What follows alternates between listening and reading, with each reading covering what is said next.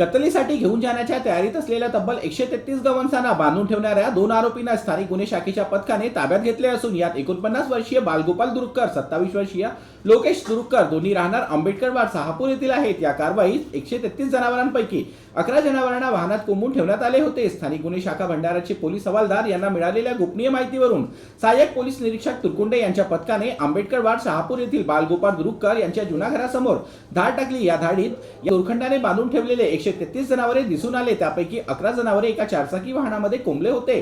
या जनावरांना मुक्त करून लाखनी तालुक्यातील गरडा येथील ध्यान फाउंडेशन गौशाळेत ठेवण्यात आले आहेत।